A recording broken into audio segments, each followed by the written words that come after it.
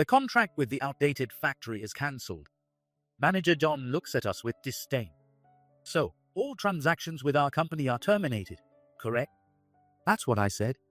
John laughs out loud, while James glares at him with intense hatred. Understood. Well, good luck with that. What?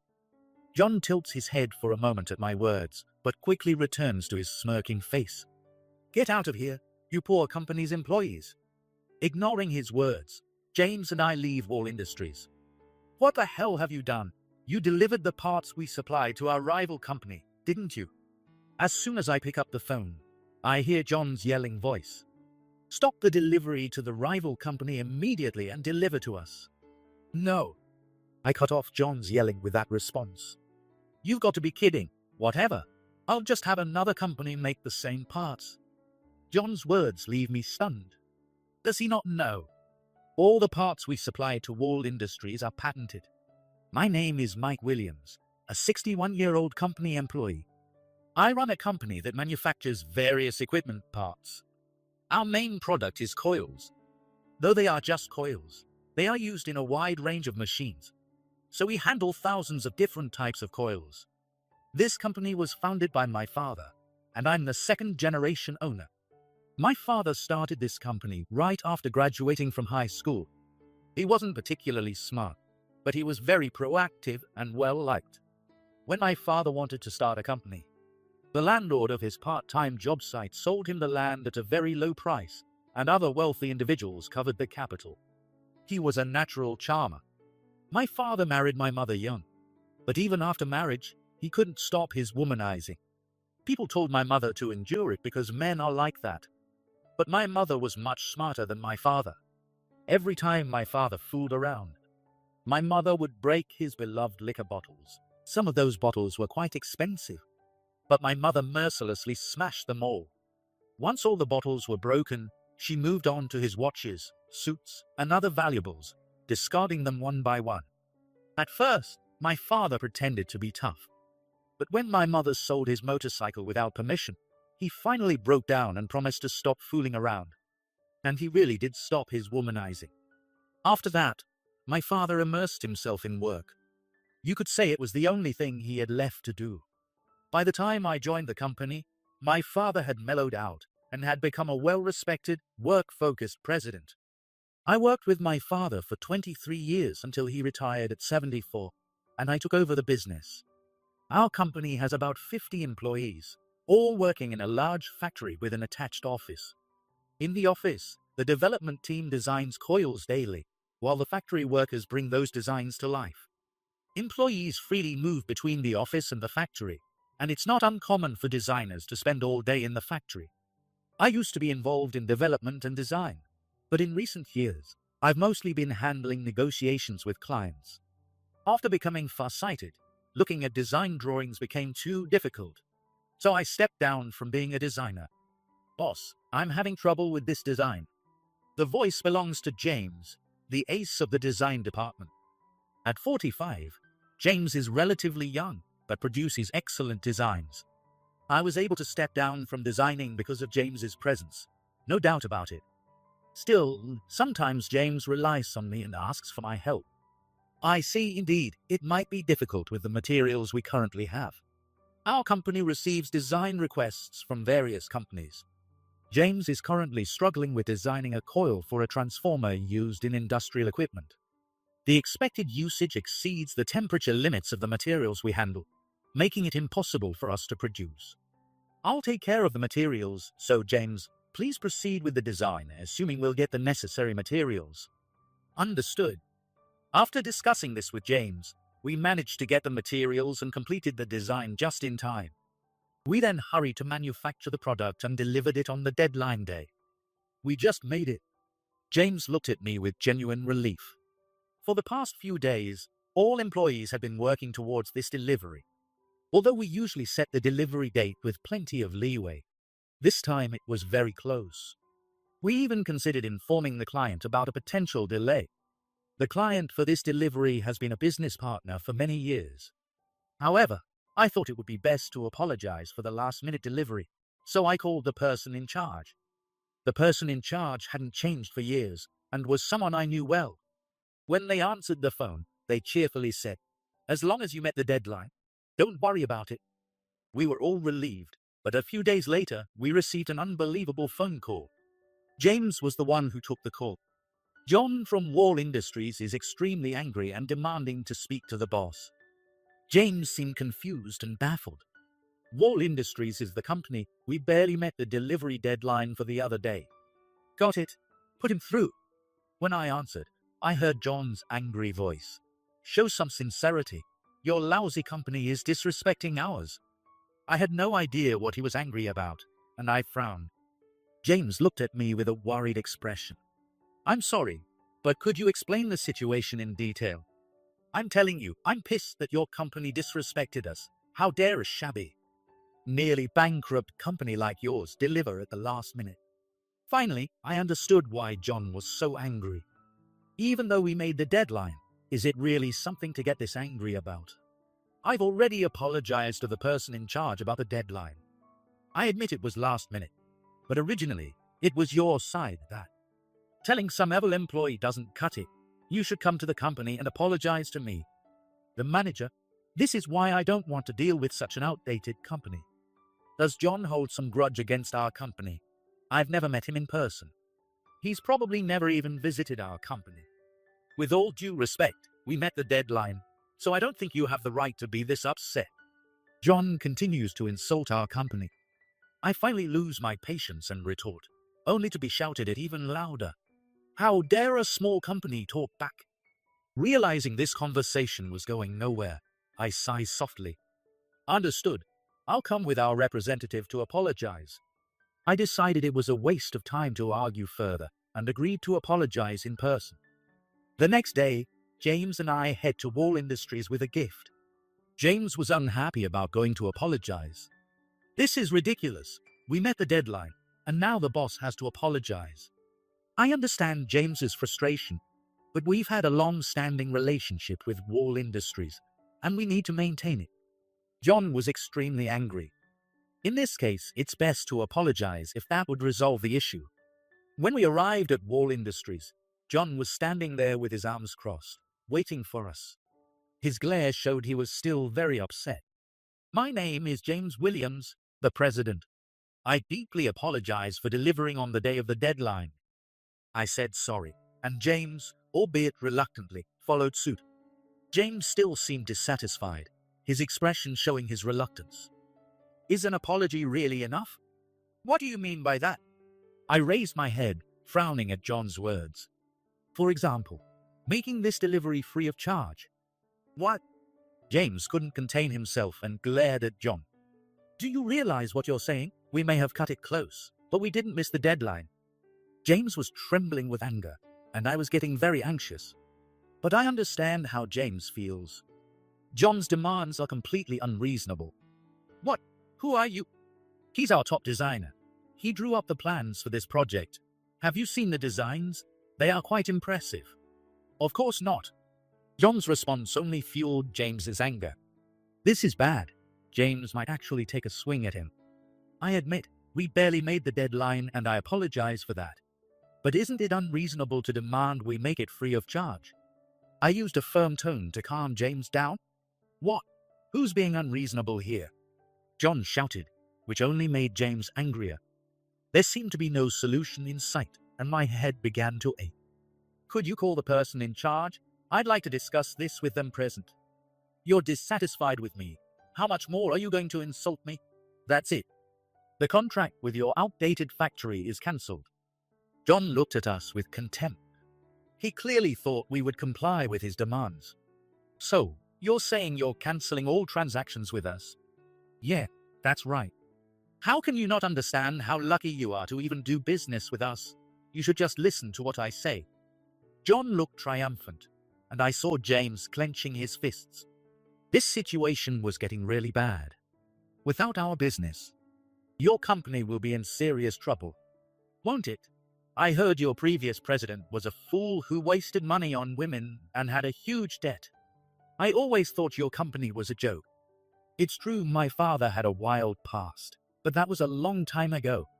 Bringing it up now is absurd, and it feels terrible to hear my father insulted. Hey, you better watch your mouth. James was reaching the limit of his patience. So, you're confirming that all transactions with us are cancelled? That's what I've been saying. Can't you understand English? You're really hopeless. John laughed loudly, and James glared at him with the hatred of a sworn enemy. Understood? Well, good luck with that. What? John tilted his head for a moment at my words, but then his smirk returned. Get out of here, you employees of a poor company. Ignoring John's words, James and I left Wall Industries. Once we were outside, James's face was red with anger. I can't forgive that man, speaking to you like that, and even insulting your father. Thanks for being angry. It's okay. I feel the same way. I was also struggling to control my anger. It could easily have been me who lunged at John in that situation. We need to get back to the office. There's something I need you to do. I'll do anything. James seemed to understand that I was planning some form of retaliation. We quickly returned to the office. Once back, we immediately sprang into action.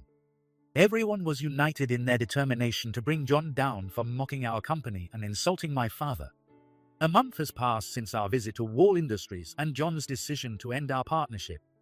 Thankfully, our company has been busier than ever. It's as if the incident with Wall Industries never happened. Just when everyone had almost forgotten about John. Boss, there's a call from John, James said, looking thoroughly displeased. The atmosphere in the office tensed up at the mention of Manager John. Put him through. I had anticipated this moment would come eventually. As soon as I picked up the phone, I heard a furious voice. What the hell have you done? Hearing his voice again made me sigh in exasperation. What do you mean? Don't play dumb. You delivered the parts we ordered to our rival company, didn't you? I couldn't help but smirk at Manager John's words. Oh, you finally noticed. But what of it? You said you wanted to cancel all transactions with us. We had to compensate for that loss somehow. So we supplied parts to a company that makes similar products. I could sense John losing his temper on the other end of the line. The employees around me, aware of what was happening, were grinning. Stop messing around. Stop the deliveries to our rival and supply us instead. We can't produce our products without your parts. Is that how you ask someone for something? Perhaps the parts we had already delivered had run out over this past month. Since we supply a large quantity of parts, we make deliveries once a month. So, your products couldn't be made without our parts, but you knew that and still decided to cancel our business relationship. Didn't you? I didn't know anything about that. If I did, why would I cancel the deal anyway? Just deliver the parts right away. I refuse. I replied defiantly to John's shouting. What did you say? I said I refuse. What you've done to our company is unforgivable. And frankly, we don't need to supply you. Our current clients don't complain even when deliveries are on the brink. You're underestimating us. I heard a loud noise from the other end of the phone. It sounded like John was causing a scene, and I could hear female employees screaming. A run-down company like yours can beg elsewhere. We won't rely on your company anymore. Think about it. We can just get the same parts from another company. Haha. John's words left me dumbfounded. Could it be? He really doesn't know. All the parts we supplied to Wall Industries are patented. Never get involved with our company again. John spat out those words and abruptly hung up the phone. It's unbelievable that, despite holding a managerial position, he knows nothing about our own company's parts. How incompetent can he be? I was not just angry but also dumbfounded as I went back to my work. Several days after John's call, some visitors arrived at our company. It was John and Wall Industries president, Chris Brown. The office was in an uproar as the two of them showed up unannounced. What's going on? Even President Brown? President Brown and I have a good relationship due to our long-standing business dealings. We sometimes go out for drinks together. Mike, I'm truly sorry for what happened this time. Saying so, President Brown apologized deeply. President Brown is 1 year younger than me, but in terms of sensibility, we're almost the same age. President Brown's act of apologizing deeply left quite an impact on me. John, standing beside me, was also dumbfounded by President Brown's gesture. President Brown, please, stop this, please, lift your head. No, I won't lift my head until Mike says he'll resume our business dealings. True to his words, President Brown remained unfazed even as I attempted to stand up. His firm determination to protect his employees was palpable as a president. Come on, cut it out. Apologizing like this at a shabby company like ours will tarnish our reputation. Are you serious about that? President Brown looked at John in disbelief. I shared the same sense of disbelief. Doesn't he understand why he's here? Well, I understand what the president is trying to say. Since this company was making the parts for our products. But I've handled it properly. I've arranged for other companies to make the same parts. It cost us a bit, but we've made it our top priority. President Brown seemed astonished by this revelation, his eyes widening in disbelief. I was equally dumbfounded. I always knew he was odd, but never to this extent. What the hell have you done? President Brown stood up, grabbing John by the collar and going berserk. At this point, my feelings shifted more towards sympathy for President Brown than anger or frustration. Seeing President Brown with such employees seemed more pitiful than anyone else. President, were you even listening to me? This company doesn't need to do business with us anymore. Other companies can make the same parts. There's no way that's possible. The parts made by this company are all under patent. John stared at President Brown with a dumbfounded expression. Under patent, all parts made by this shabby company? That can't be true. John still seemed incredulous, laughing it off. However, upon seeing President Brown's and our serious expressions, he finally seemed to realize it was true. No way, seriously. Muttering this, John's face grew paler and paler. Even a shabby company like this can develop excellent parts. The machinery they use is top-notch, and above all, the designers are skilled. Saying this, I glanced briefly at James. I'm nothing special. It's President Mike who has brought this company to where it is today.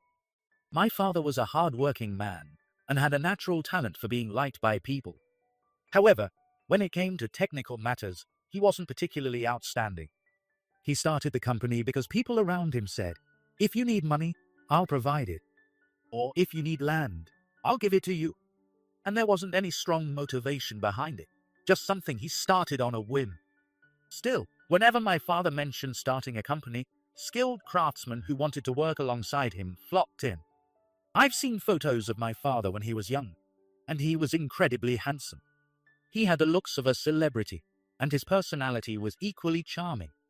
While he was known for his love life, his good-hearted nature overshadowed it all. Many skilled employees gathered at my father's company, and it quickly rose to become a mid-sized coil parts company. It seems the idea to make coils came from one of the employees. There was a highly skilled employee who pointed out that coils are in demand in every machine. Yet there aren't many companies making them. However, even though our company had skilled craftsmen, we lacked skilled designers. As a result, our company remained stuck at the mid-sized level. Until I joined. President Mike studied engineering at a national university before joining this company, and he had presented at numerous academic conferences. Many prestigious companies were trying to scout President Mike from the university. But President Mike studied engineering for the sake of this company. What this company lacked became apparent to me when I was in junior high school. Originally, our company outsourced the design, and the craftsmen would make the parts.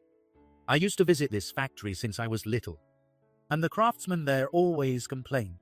There's no satisfaction in making such simple parts. No matter how skilled the craftsmen were, they couldn't make parts without design blueprints. Designing and actually making the parts require completely different skills. There were no craftsmen who could draw design blueprints. The reason our craftsmen didn't leave despite the unfulfilling work was because of my father's influence. When I asked if they wanted to work for other companies, they all said, even if this company goes bankrupt, we'll never leave the president for the sake of these people who admired my father so much. I decided to become the designer for this company. President attended Mike the top local high school and then entered a national engineering university. He didn't go to graduate school because there was no need to. I wanted the credentials of having graduated from this university. In this industry, education and titles are highly valued. Also, when I was a sophomore, I was already immersed in designing parts in the lab with graduate students. It was normal for me to spend all day and night in the lab, and before academic conferences, I practically lived in the lab overnight. While my friends of the same age were enjoying parties and dating, I was solely focused on acquiring as much knowledge, skills, and connections from university as possible. The coil I designed for my graduation project became the flagship coil for our company. You should have been distributing it too. Yeah, it's used in almost all of our products. It won the Best Industrial Component Award in a globally renowned industrial parts competition, right? Mr. Brown said with a weak smile. Mike's presence is so renowned in this industry that he's practically synonymous with domestically produced coils. And yet, what have you done? Mr. Brown hangs his head, distressed. Well, originally, it was because this company consistently delivered products right up to the deadline.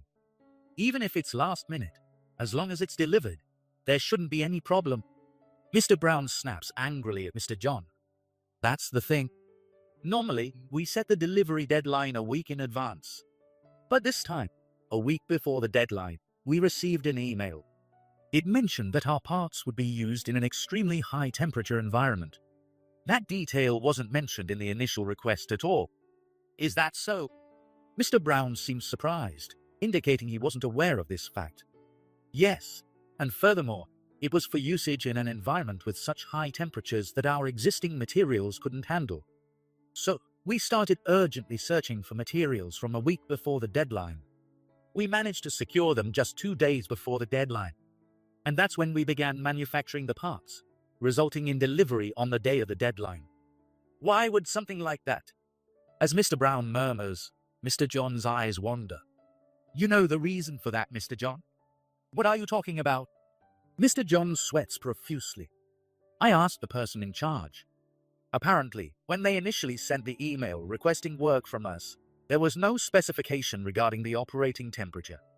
But shortly after that, it was decided that our parts would be used in a high-temperature environment. It was around the same time that the person in charge fell ill. And the arrangement was for you, Mr. John, to handle any additional requests. Isn't that right? The day John called our office, I immediately contacted the person in charge. I asked why they hadn't mentioned the temperature issue in the initial request. If they had, we could have delivered much sooner. But the person in charge claimed they knew nothing about the temperature requirement. And when asked about the email sent a week before the deadline, they said they didn't remember. Upon investigation by the person in charge, the truth of the matter came to light. You were blaming our company, even though you forgot to inform us. Mr. Brown, who had been listening to me, trembles with anger. Well, it was still a week before the deadline, so it's fine, right? We made it by the deadline.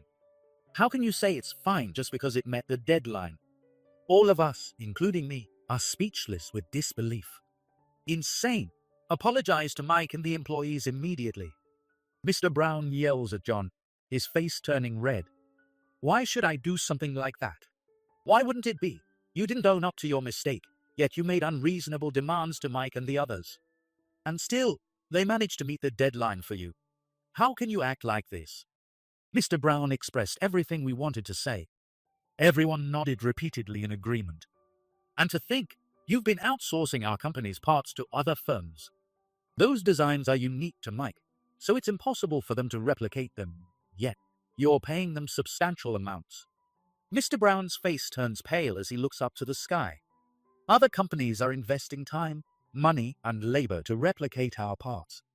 But those parts will never be completed, and even if they were, they can't be used due to patent issues. However, the money John already paid won't come back. In other words, Mr. Brown's company will be burdened with substantial debt. You're fired effective immediately. Furthermore, we'll proceed with legal action to recover the full amount you paid to John. What? Despair washes over John's face at Mr. Brown's words. There's no way I can pay that. Find a way. Borrow money. Do whatever it takes. Also, be prepared because we'll seek compensation for the damages. During the period when our products couldn't be manufactured due to the absence of Mike's parts, with a cold tone, Mr. Brown declares, and John collapses to his knees. He collapsed on the floor, sobbing uncontrollably, trying to play the victim.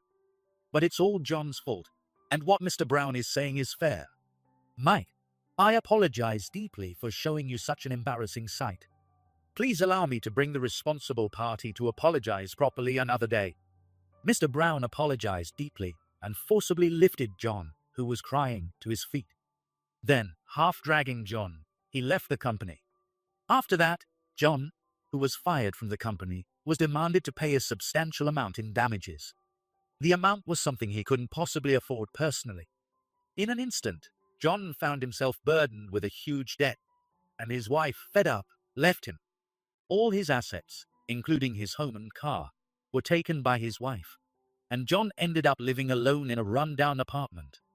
Even if he wanted to find a new job, his reputation in the industry had been tarnished, and no company was willing to hire him.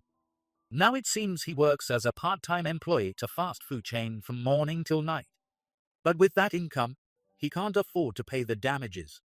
Eventually, he had to resort to borrowing from consumer finance companies. John must be living in fear of debt collectors every day, enduring hellish days. As for me, I resumed business with Mr. Brown's company right after that. Because Mr. Brown came to our company again the next day, shouting, "I won't leave until you agree to resume business," while prostrating himself so vigorously that his forehead rubbed raw. I'm not heartless enough to be unmoved by such an apology. Besides, Mr. Brown's handling of the John incident this time was impeccable. They even asked me to pay overtime allowances for the employees who worked overtime to meet the deadline, which made me chuckle. Actually, Mr. Brown's father was originally a craftsman who worked with my father at our company. He was deeply impressed by my father's personality and dedicated his life to our company. I also worked with him for a while, and he was indeed an excellent craftsman, like my father's right-hand man. Mike, if my father finds out that the business with your company is over, he might be so shocked that he'll pass away," Mr. Brown said with a serious expression. I also know Mr. Brown's father well, and indeed, he would probably go berserk and rampage if he found out. However, I had intended to resume business with Mr. Brown's company as soon as he fired Mr. John. Without our components, Mr. Brown's company would undoubtedly go bankrupt. That's not what I want, and my father would be furious. From now on, Mr. Brown and I will continue to strive together in our roles of protecting the same company.